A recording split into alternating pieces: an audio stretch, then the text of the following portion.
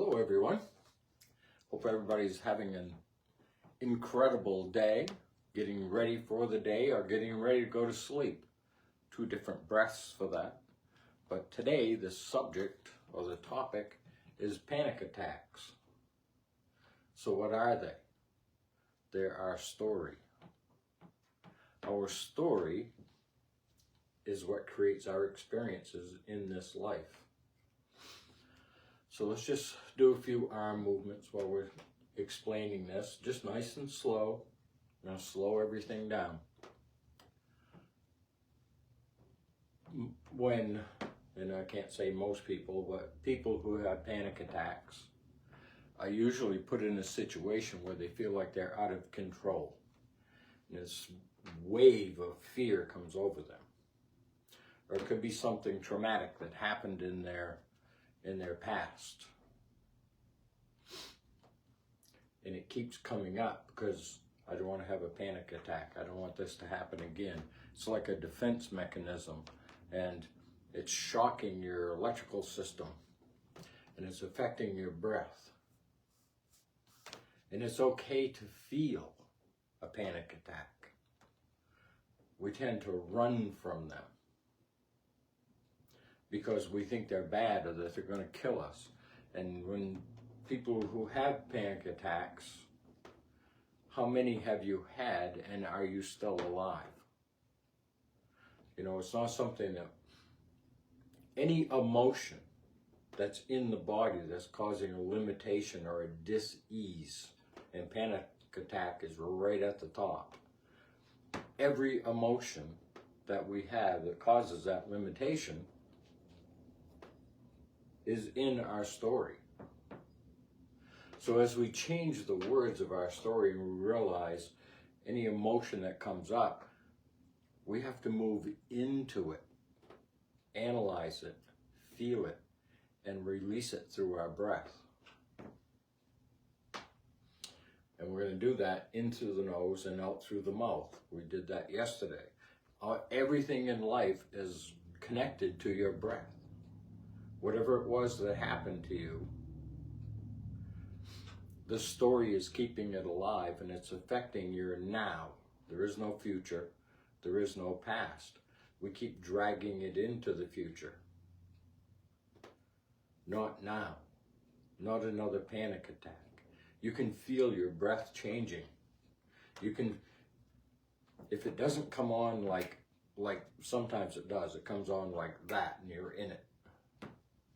Experience it, allow it, feel it, understand it. Because whatever created it, chances are it's not happening again. Not at this time. It's your imagination, a sight, a sound, a smell, a taste, a touch that sets that off. And when we learn to control that, and it's not so much control, but just allow it to come into our life. And we can step into it and explore what's happening and understand that it is controlling our breath. It is controlling our chemicals coming from our brain. The body is sending things to the brain and is putting out all these chemicals that's causing the stress in the body. So, to have a panic attack is to be allowing the panic attack to have more control over you than you have over what happened. There's a quote that I put in there from Franklin D. Roosevelt, and I don't know the quote exactly, but it's about a panic attack. No, I can't even do it. This is the basics of it, all right? To eliminate a panic attack, you have to find something in your life that is more powerful than what happened. And that is a release of that story, right? well, this happened to me. And it is good to express it. I'm not saying that. We release by expressing because it comes out through the breath. It comes out through our story. But if we're stuck on that frequency of that panic and it's in our aura, whatever happens in sight, sound, taste, smell, touch can trigger that. It instantly shifts our breath. Or it can be a slow build. Okay? There's two different things. That's the duality of a panic attack. Is that it can be a slow build up, and those are the easiest to change, and then the other can be instant. Those can be changed also because they're part of our story, they're part of our emotion, they're part of our breath, our psyche, they're in our aura. And that frequency is out here, like I said, when that gets triggered through sight, sound, taste, smell, touch, maybe it's sight and sound, or sight and smell, or taste and touch. I mean, it can be a combination of things. But to step into it and figure out what it is that's triggering that, and changing our story so that we'll always have the memory, we just won't have the emotional response to that memory. And many of the people who may be watching this, who have panic attacks, they may know what happened. Many may not know what happened. And it's in the quadrants of the mind, and you do that through your eyes. I did that in a video not too long ago. So we look up and to the left. It's good to have somebody else doing this for you. But you can take what I'm going to say in this video and let somebody else watch it, and you just go around with it, right? So up and to the left, and that person would say, "Why are you depressed?" And it's okay if you don't know the answer. And you just say, "I don't know," or "There's something there, but I can't quite get a hold of it." Okay? Then you look down to the left. Why are you having these panic attacks? Why are you depressed? what are you fearing? You may not know. You look up and to the right. These are quadrants in the mind. Okay? Why are you depressed? I don't know. I still have this image, but I can't. It's so foggy, I can't quite get it, right? And you look down and to the right. And you ask that same question, and you just keep going around, and eventually you'll start to pull the story out, because what caused that panic is splintered in your mind.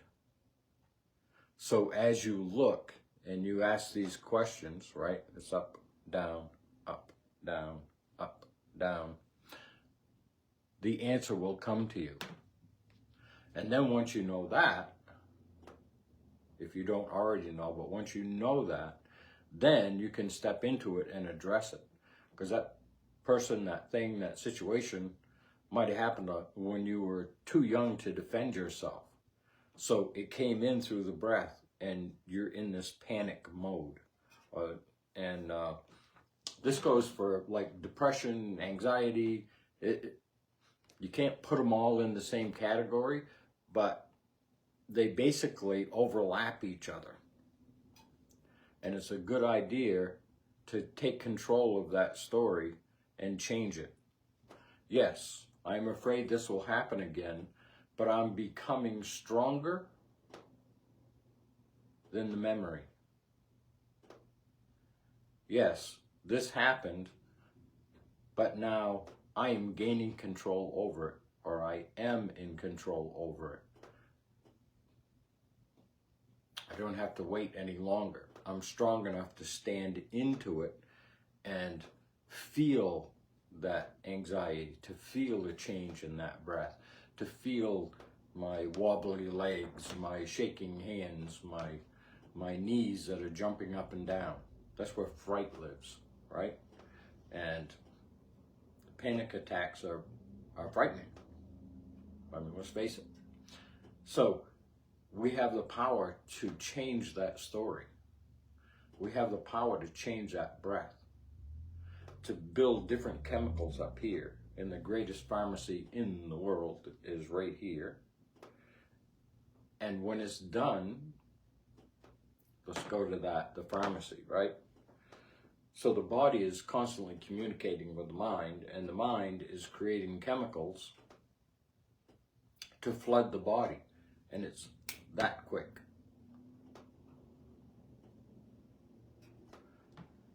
But it's our story and the intention we put on our words that are creating that.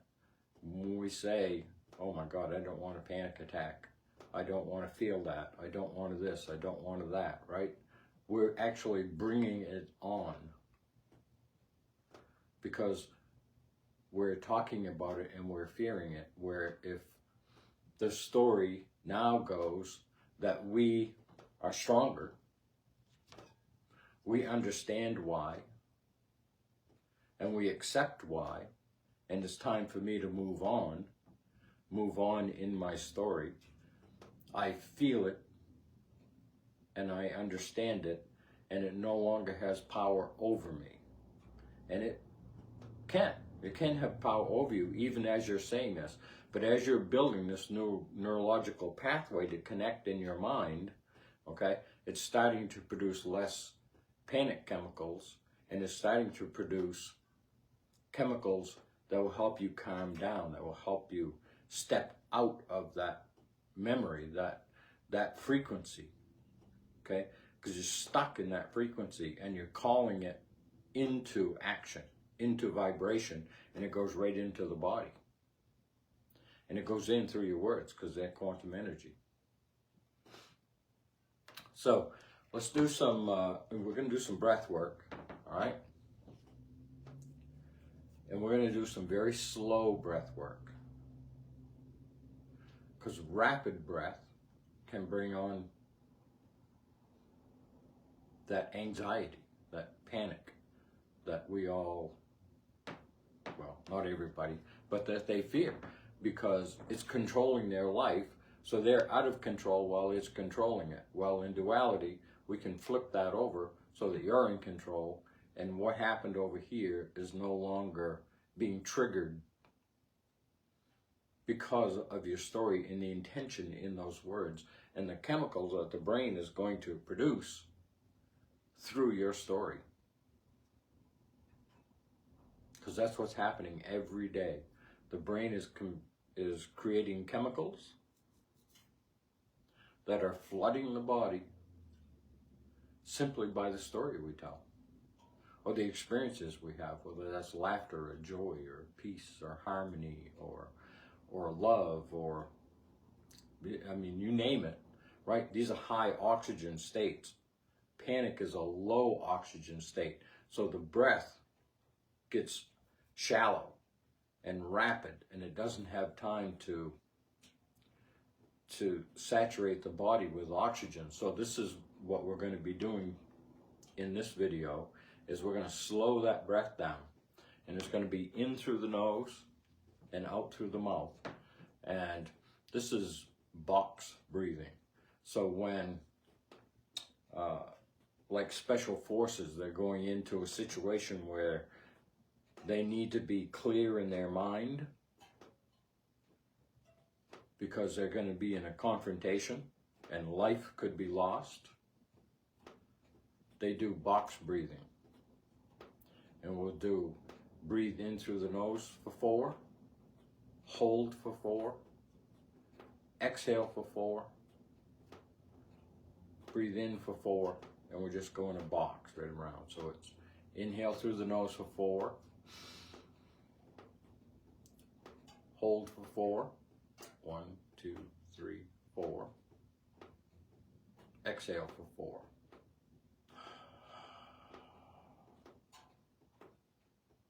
Inhale for 4, or hold for 4. Inhale for 4.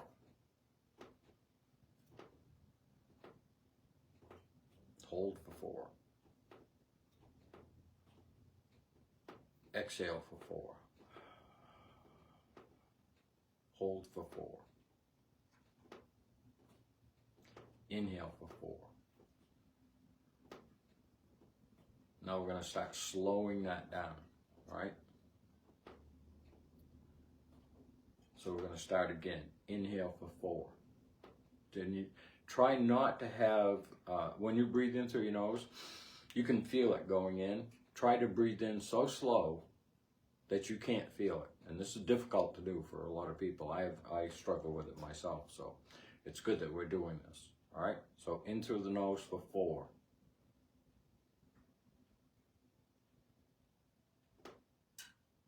Hold for 4.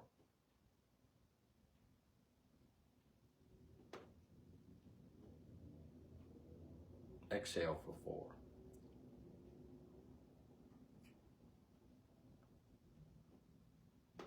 Hold for 4.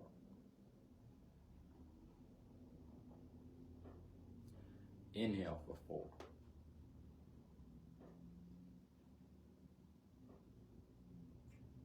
Hold for 4.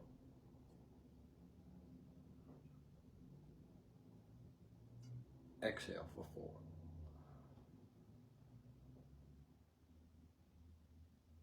Hold for 4.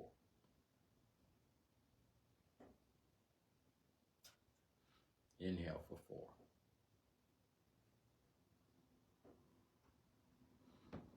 Okay?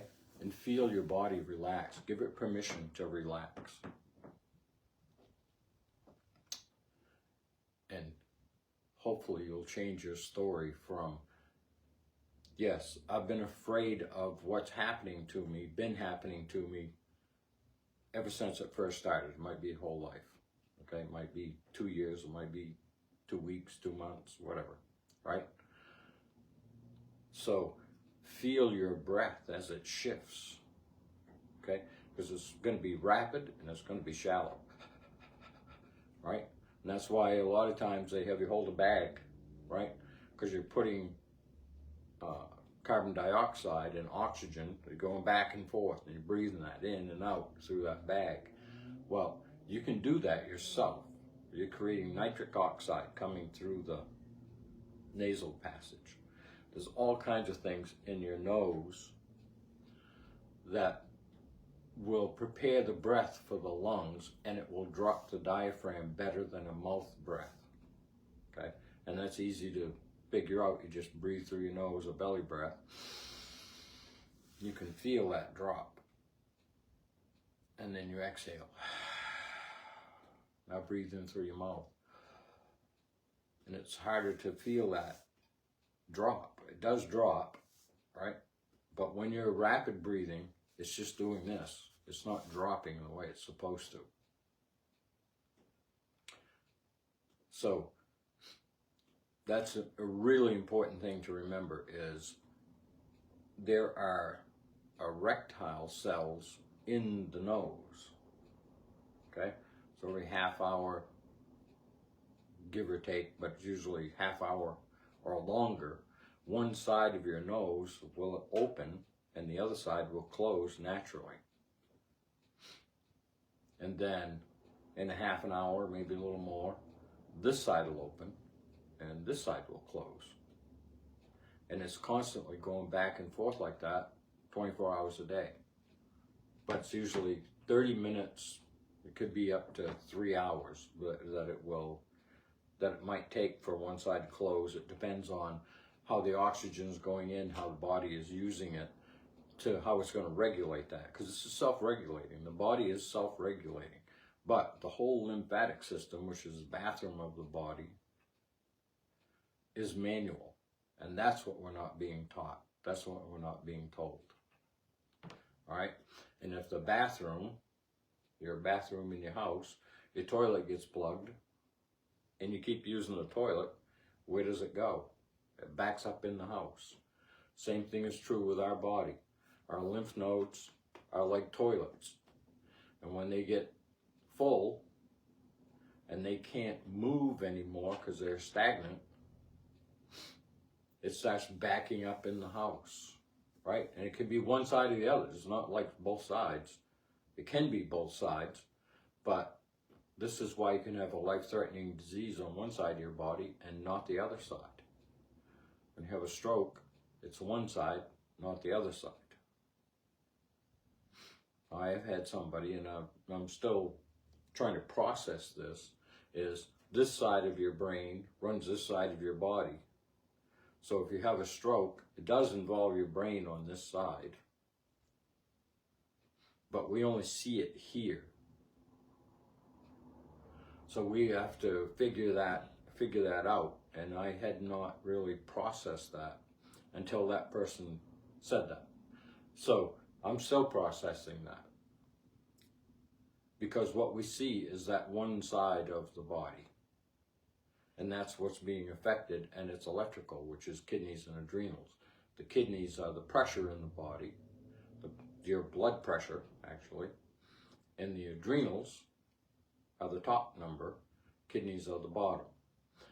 Kidneys are earth, and because the adrenals put out energy, and your kidneys are about the size of your fist, whatever your fist is, and the adrenals are about the size of your thumb on top of it.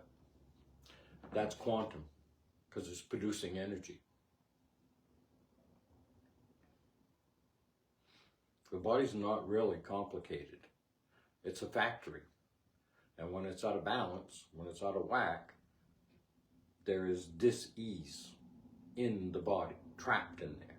And that could be panic, it could be, and you know, we're dividing things into so many categories, it's hard to keep up with it. I like to just label it as fear, and it can come on like that, or it can build over time. That's how important that is, though. But it's all controlled by the breath. It went in through the breath, and it will come out through the breath. All right. So let's do some lion's breaths. We're going to do 3, and if you want, I can do them in the chair as well, just so you get to see that. Any breath work that we do, you can do in a chair, unless you're doing Wim Hof, and there are people that sit and do that, but that's a pretty aggressive breath. So we prefer that you lay down on the floor to do the Wim Hof if you're going to do a full Wim Hof.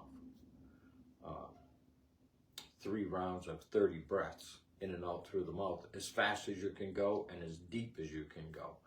That is powerful. That's a powerful breath. You don't want to be doing any breath work in the water, driving a vehicle, a bicycle, a skateboard, or whatever. You want to be home. And for people who haven't done a lot of breath work, sitting in a chair, laying on the floor, some chair you know you're not going to fall out of. So it's important to keep expanding and contracting that rib cage so that those lungs can fill, right? So any movement we do like this is an inhale. Any movement we do that comes back in, that's an exhale. Doesn't matter if you're doing this is an inhale. Because we're going above the head and we're stretching the rib cage. And that's what we want to do. And we can actually get that full breath, lean to the side, and try to stretch that even more. And this all involves fascia too. So sometimes when we get older, we realize we can't reach up on the shelf like we could before. Well, no doctor's going to help you understand that that's fascia. And it's a lymphatic issue. Okay? And as you do the breath and you get everything expanded and you hydrate properly and you get the nutrition in there, all of a sudden, what you couldn't reach, all of a sudden, you can go straight up and you can stretch that whole area, right? One of the things we do in class is this. But I'll be going through some of that stuff as we go along. So let's do 3 lion's breaths, all right? So a lion's breath, we breathe in through the nose, tip our head back and smile. Smiling releases endorphins that make our cells happy, all right? So inhale through the nose, head back, smile, and hold. Then we do the lion's breath. We stick our tongue all the way out. We want that airway open, right? And I'll say lion's breath, exhale. And we tap the body. This wakes up the electrical system. The tapping helps break up dense tissue or anything that's in there where there's sludge, or the vibration, the frequency that is going in there is so important. Inhale through the nose, head back, smile.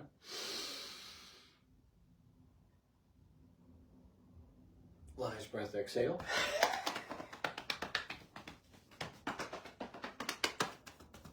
Okay, we'll do one more and then I'll get the chair and we'll do it in the chair just so you can see it, all right? All right, inhale through the nose, head back, smile.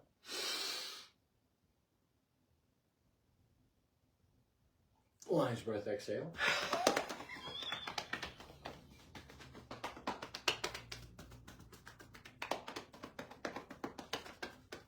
You can pat down your arms, you can pat your face. Just be gentle with your face. Around your head. You can go back like this. These are all great things to do to help the body to wake it up and to get that oxygen going in through the system. And those slow breaths that we did, that box breathing. 4, in for 4, hold for 4, out for 4, hold for 4, in for 4, and we just keep going around, box breaths. That's what they do in the military when they have to go in a combat situation, because it floods the body with oxygen and they're mentally clearer, because oxygen, or the lack of oxygen in the body and the mind, is brain fog. Lack of proper hydration, brain fog. It's crazy the things that are so simple that we're not told. It's not shared or expressed in a way that we can absorb it. Or it's completely ignored. Like you can ask almost anybody where your blood pressure comes from. There's not anybody that knows. So they'll say the heart, but it's different in one arm than it is in the other. And it's self-regulating by the body. You see these guys picking up 1,000 pounds. Do you think their blood pressure goes up? Yep. Okay. And when they lay down to rest, do you think it changes their blood pressure? Yeah, of course it does. So it's self-regulating. And then when we go in with a medication, it's taking over and trying to regulate, and the body's trying to regulate, and now it's fighting the medication. That's why it takes so long to find the balance. We are a biological body, not a synthetic body. And more of the world is becoming synthetic. And as we lose our connection with nature and how our body actually works and that we control it, you know, it's like cultural programming. Cultural programming says, this is what you should do, this is what you should wear, this is what you should drive, this is the job you have, you should get married and have, I don't know how many kids they say now, but let's say when I was growing up, it was 2.5 kids.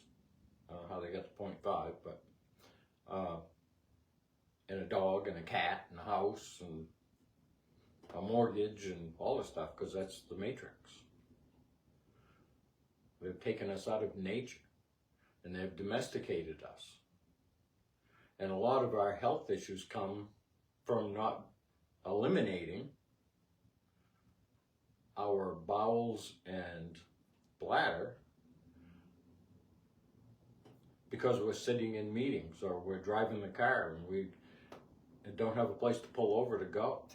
Well, in nature doesn't have that issue. They just go wherever they are, unless they're domesticated and they have to wait. And the body gets congested because it's restricted, it's tight, it's holding. And it's not about flow at that point. And we need temperature change. time to stop telling our parents, you know, no matter what their age is, they're still our parents, right? Don't go out in the cold. Don't do this. Don't do that, you know. We have to be in nature. We have to be in the sun, or at least the shade, grounded to the earth. We have static electricity that builds in our body. And a lot of these panic attacks could be exactly that. And if you go ground and you give your body permission to release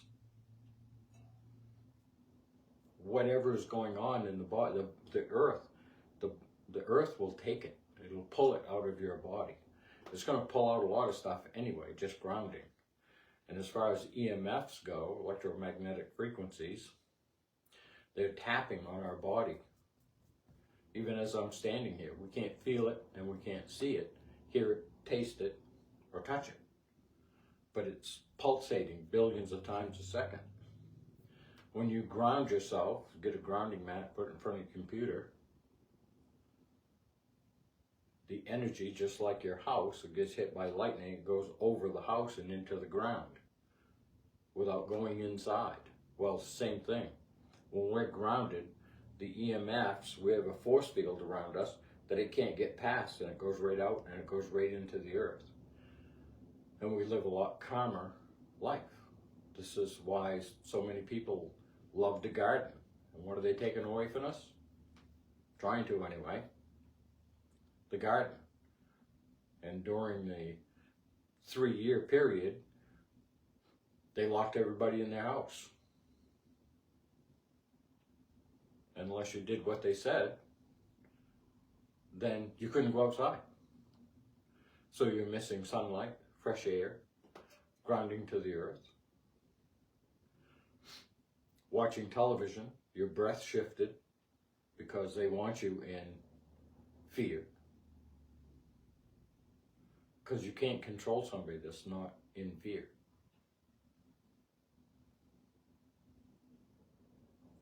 Once that fear sets in, they control it. They control you. And all I have to do, matter of fact, there was a show on, I never watched it, I don't even know the name of it, but there was a red button. And if you push that button, bad things would happen. That's just cultural programming. Don't be doing this, don't be doing that.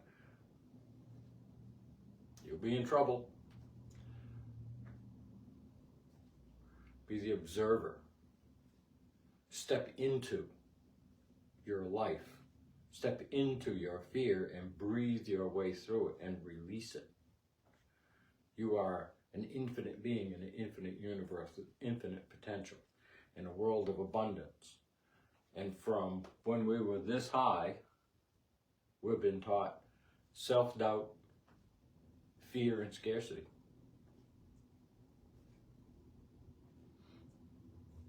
So it's time to just let it all go. It's an illusion. We watch, well, people watch television. And they're watching the news and they're watching these TV shows where people are just doing crazy things to each other, right? And it's in our head and we're carrying it because we watch it so much. And then we dare to go outside and we miss the fact that there's nothing going on. And if there is, let's say a tree blows over a house, everybody's like, oh my God, right? Or somebody crosses the line and there's an accident. These are things that happen in nature and in life, for sure. But we hardly ever see it. All the chaos that we see and learn and absorb in our lives comes through the TV, through the media, through the radio. Turn it off for a month. You'll still get the news, because that's what people talk about.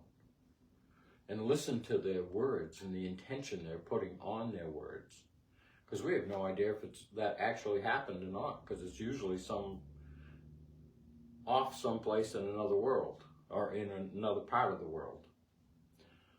If you've never seen Wag the Dog, that is an unbelievable movie. And having filmed myself, what most people don't understand is you only see me. You only see where that camera is pointed. You have no idea what's going on behind it or off to the side, because all they want you to focus on is where the camera is pointing.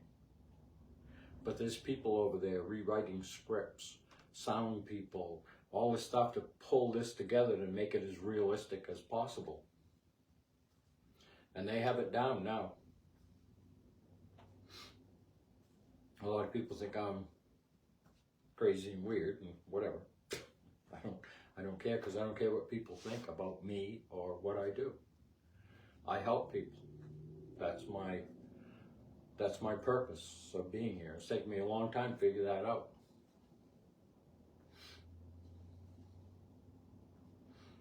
But that's part of why we're sick, is we don't understand our purpose.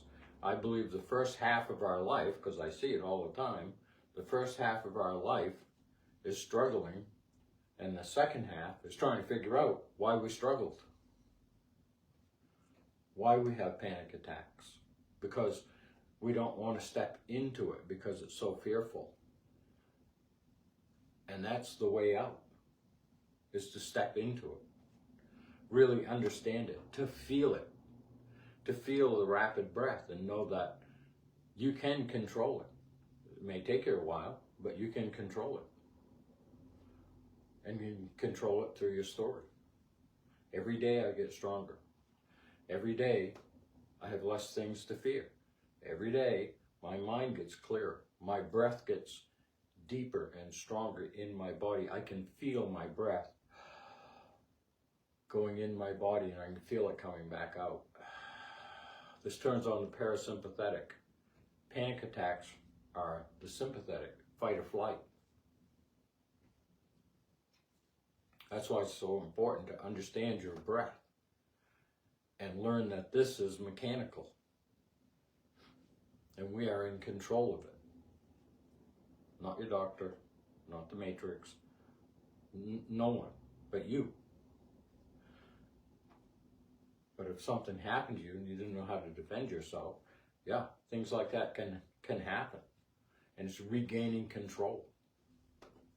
Especially now if it happened when you were young and you're older now, okay? You go inside and you talk to that child in there and say, it's okay, I love you, I'll protect you. I can do that now because I'm old enough to protect you. And you give them a hug. You tell them you love them. And they don't have to be afraid anymore. It's safe to breathe. It's safe to move and think and express yourself through your words.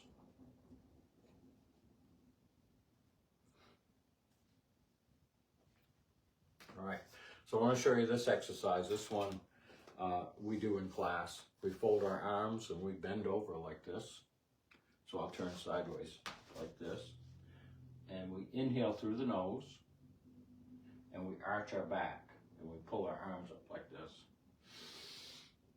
And we hold and then we exhale.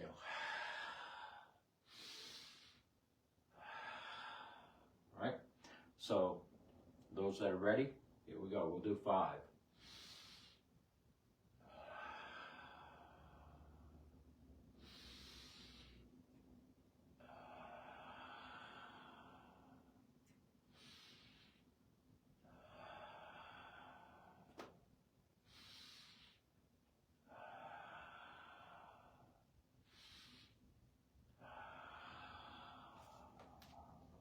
Excellent. Now, this one that we're going to do, we want to stand with one foot kind of like we would normally stand and the other foot pointed towards the front. So we have a good base. We can move around without falling over, right? It's not like being like this and we lose our balance, okay? We want that foot as a pedestal back here, all right? And we're going to be rocking like this. This is the inhale, and this is the exhale. And try to keep your hands the same distance apart here. Okay? Talking about off camera, so roll the paper towels. Okay? So what we're going to do is, we're going to inhale, and we're going to exhale. We're going to go down, and when we come up, this is the inhale, we lift that foot. And if you can't lift your foot yet, don't worry about it. Just leave it on the floor. But try, even if it's just a little wiggle like that. All right? So, exhale. Inhale. Exhale.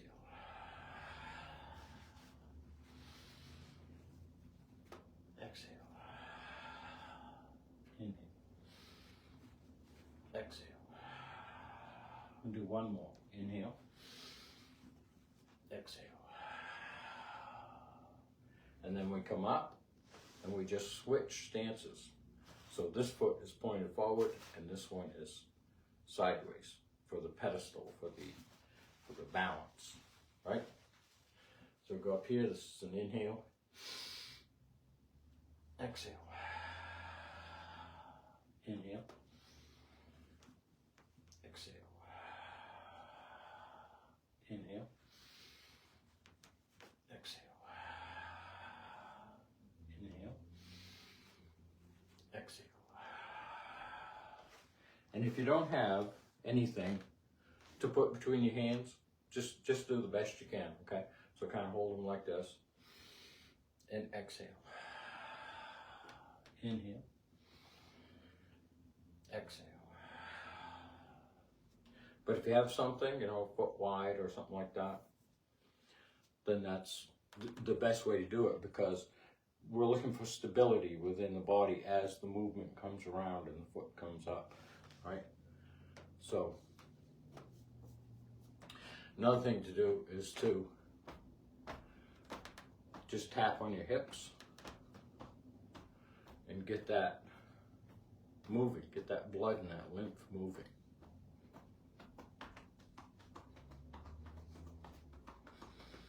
Anything that's in there, if there's any stagnation or anything like that, it'll start to loosen that up and move it out. You can walk around, you can, okay? And that box breathing, you can do that, while you're doing the dishes, or, you don't have to totally focus on it, but it's all about controlling the breath and slowing it down so that you're in control of your breath, not your neighbor, not the news, not the sports show, it's not that you can't have that, but know when that you can shut it off. You can shut off the breath. You can control your breath while you're watching it. I guess that's the best way to put it. You can control your breath while you're watching it.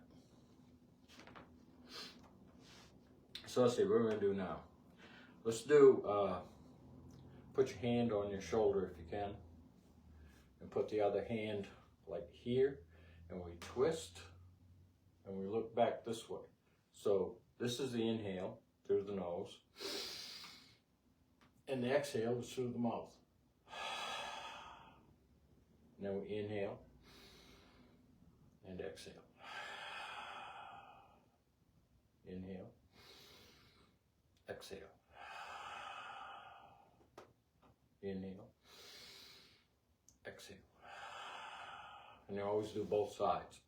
Now, if you can't put your hand up here, do the best you can. Like if you can get it to here, and you can put this arm over here, okay? This is more about twisting the spine and moving the neck, okay? So,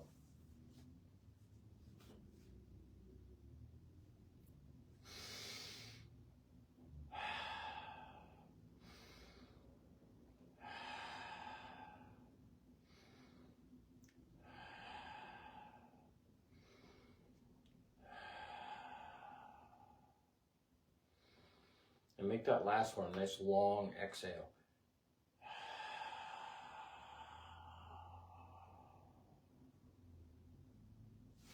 So there's two new ones.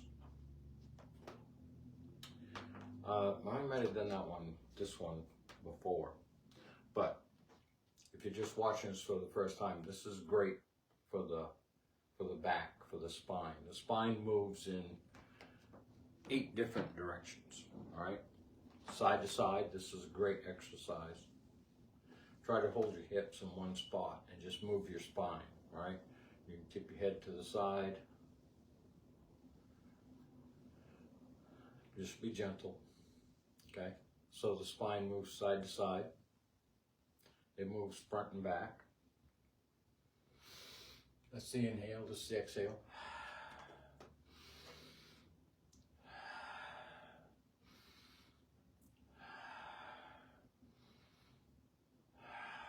Okay, and it twists.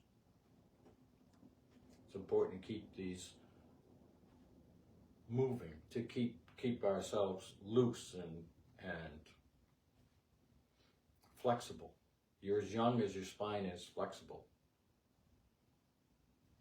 All right, and the other one is straight up and down, right?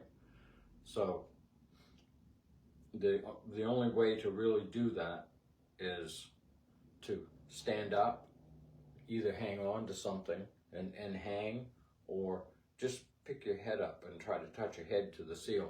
Not possible, I know, but that's the... And you can push too. You can put your hands on the hips and push up. Inhale. And pick your head up straight. And then relax.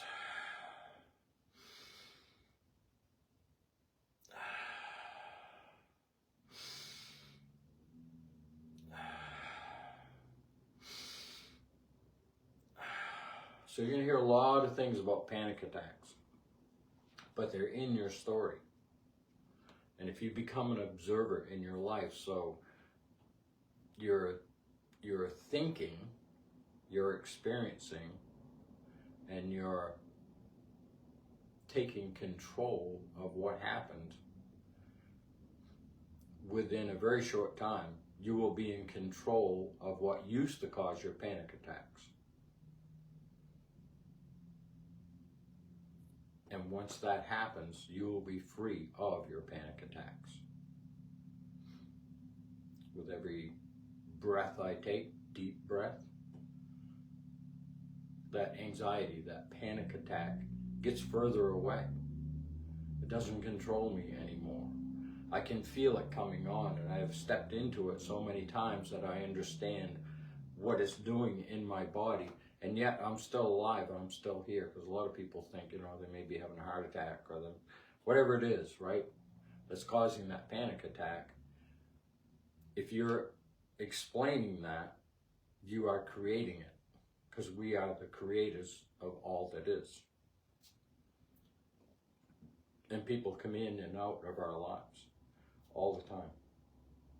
They always have and they always will, because our frequencies matched, and then as we grow, this happens a lot in marriages, we grow apart. I don't know what happened. We were so in love when we first got together, and now I feel like we're drifting apart. Well, yeah, your frequencies are changing, and it has a lot to do with the love languages. It's 5 love languages, and I'll list those in the description. I don't know if I can get them all right now off the top of my head or not. It's been a long time. So, acts of service, words of affirmation, physical touch,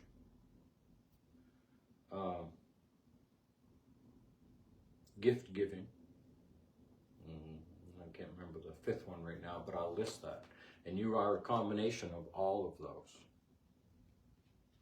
So when we get together, we're talking on the phone, we're holding hands, we're going for a walk on the beach, we're doing all these things, and then all of a sudden life starts to come in, right?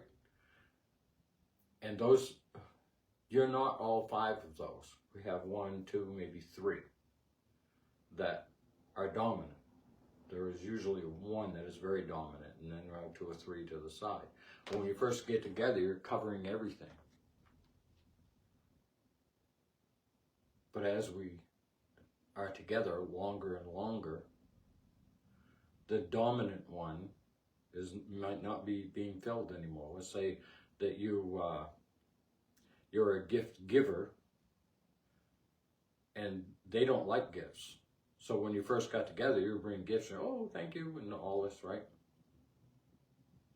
But over time, you keep bringing gifts and it doesn't work anymore. So you get frustrated, they get frustrated, because their things might be acts of service, so their thing might be physical touch, or and it's not yours. So even though that was happening in the beginning, over time, it's getting further and further apart, and then all of a sudden we don't understand the other person anymore, and we end up splitting up. Things like that are happening all the time to us. But if we're aware of the 5 love languages, and we're an observer in life, and we meet somebody, we can fine-tune or understand if they're right for us or not. This is extremely important, because you can't fake. Let's say it was physical touch. So you're like, okay, I'm going to give physical touch even though that's not my love language. Well, over time, you can't do that for a long time and maintain it. Words of affirmation. If that's not your love language, you're not going to maintain it, and that person needs it. These are the things that cause breakups. And they're usually not very nice because they've come accustomed to that. And then all of a sudden they're not getting it anymore. So I think I'm going to end it right here. I've been rambling on long enough. But I hope this helped with the panic attack. Like I said, the quote from Franklin Delano Roosevelt is in the thing, and I'll put the 5 love languages in there. And there's a book called The 5 Love Languages. If you've never read it, I recommend you go read it or listen to the tape, or there's stuff on YouTube about it, okay? And maybe the next one will expand on another aspect that we go through every day in our lives that control us also. If we learned these 2 different things, the world would be a different place. All right? So I love you guys. I hope you had an awesome time. I know I did. Hopefully I didn't ramble too much, but I will see you in the next video. Bye, Nancy.